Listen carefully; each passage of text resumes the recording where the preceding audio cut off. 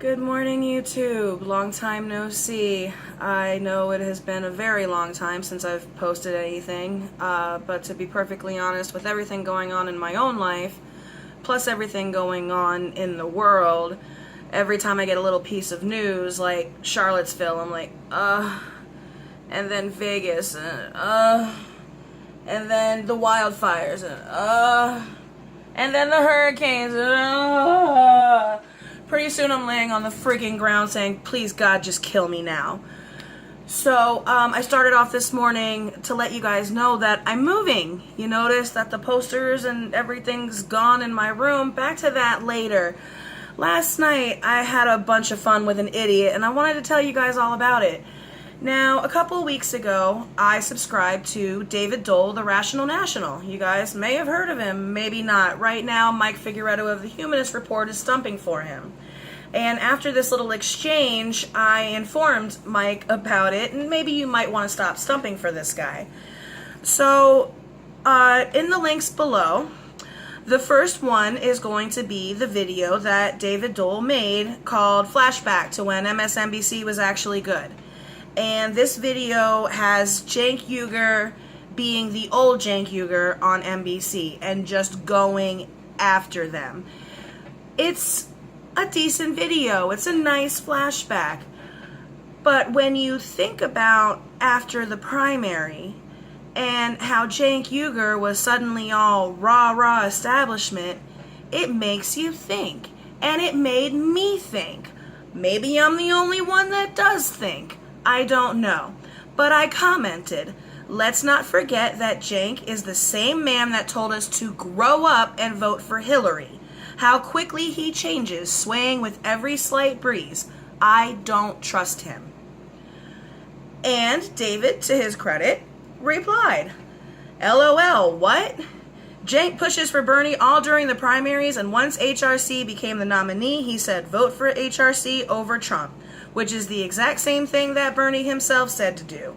Cenk is one of the most consistent pundits I've seen. Cenk was consistent up until the end of the Democratic primary. Then he suddenly wasn't. Why do you think some of us were so shocked that he was like, sad day for us, I need you to vote for Hillary Clinton?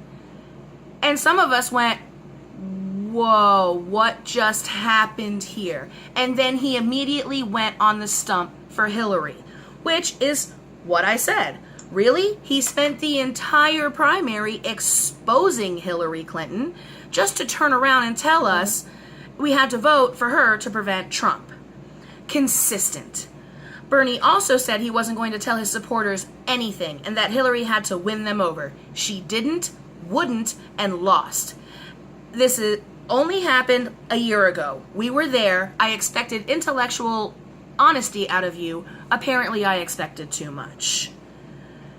And that was that. It was the end of it. That was 3 days ago.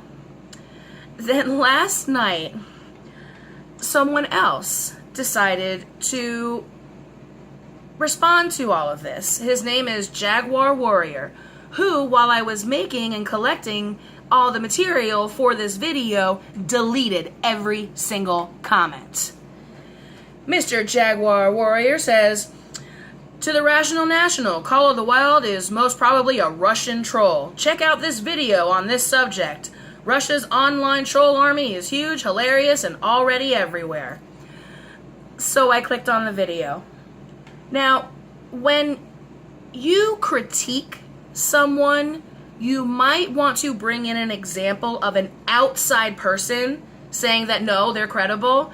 You don't put up the person that I am critiquing to prove that they are somehow legit.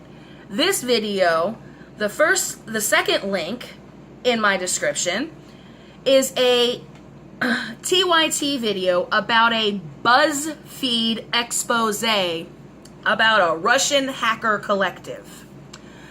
BuzzFeed, the same people that brought you the PP tapes. BuzzFeed. Cracked has more integrity than BuzzFeed. Give me a fucking break. Now, they say that a organization called Anonymous International, not anonymous, not affiliated with Anonymous, Anonymous International has confirmed this.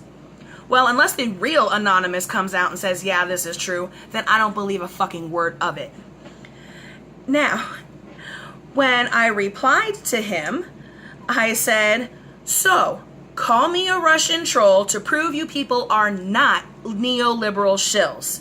And don't forget to add a video of Cenk Uygur parroting Hillary's Russia hysteria. You're a propaganda retarded moron. Thanks for proving my point. Apparently, he didn't think that I proved his point, because his next comment was, Niet, comrade, your English is terrible and so is your spelling.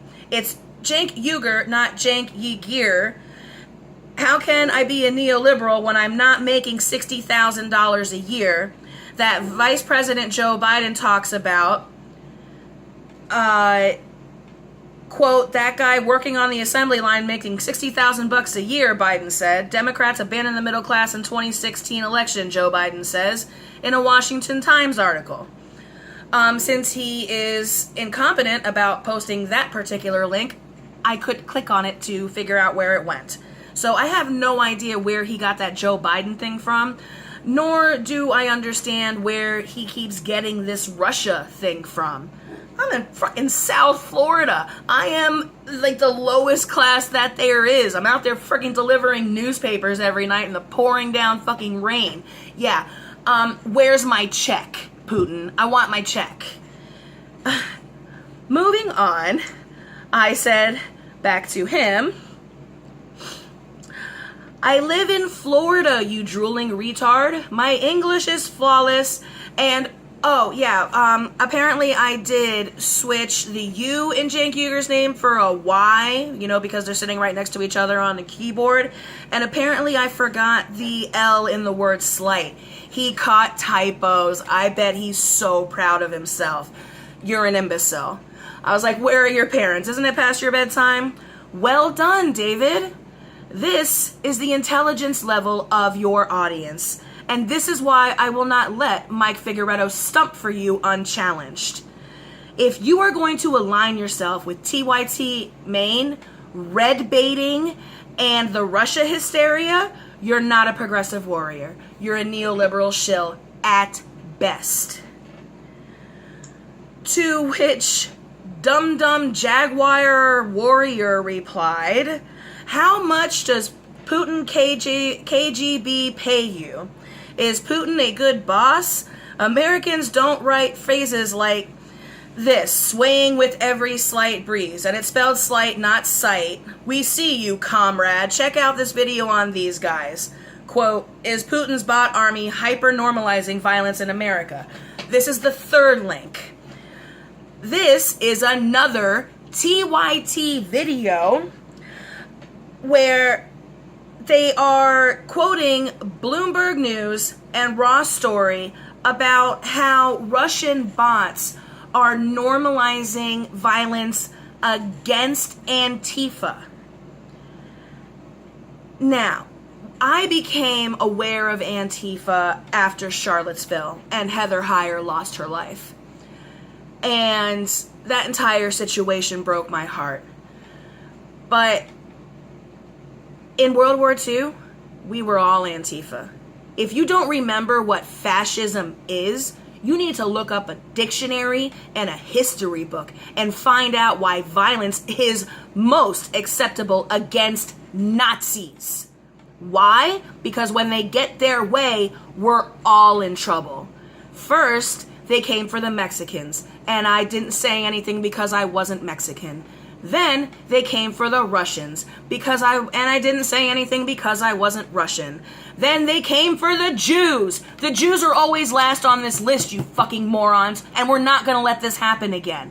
They may be last on the list, but they're always on the fucking list. And no, I am not going to let any fascist take over this country, and I fully support Antifa. So now, how am I working for Russia if I am a leftist fighting against fascism?